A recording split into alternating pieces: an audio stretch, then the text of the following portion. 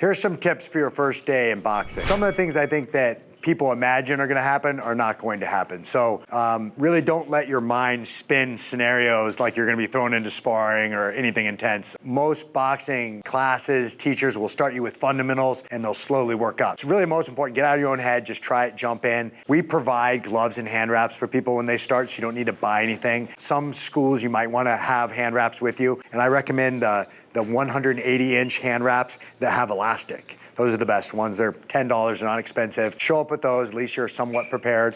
Shoes, something flat. So what you don't want is a running shoe. You don't need to have a boxing shoe, but a tennis shoe, something that doesn't have a big, thick sole for running because it's not good for sidestepping. So just like a Converse or a tennis shoe that doesn't have a big heel to toe drop. That's why boxing shoes are made this way.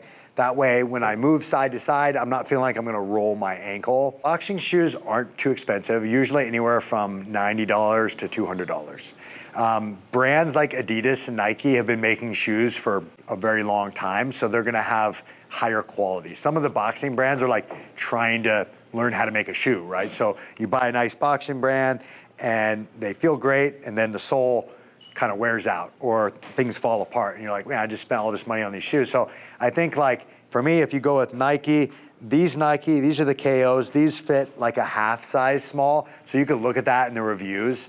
Adidas fit perfect. So the same size shoe you wear, normal tennis shoes, is gonna be the Adidas size. So Adidas and Nike would be my probably like bang for your buck, the best option, because there's like Mizuno makes like an elite shoe. So if you're a pro, they'd make your own, they put the color patterns, you're gonna spend $800, right, on a pair of shoes. But if you're just, middle range, I think Adidas and Nike are a good call. Also,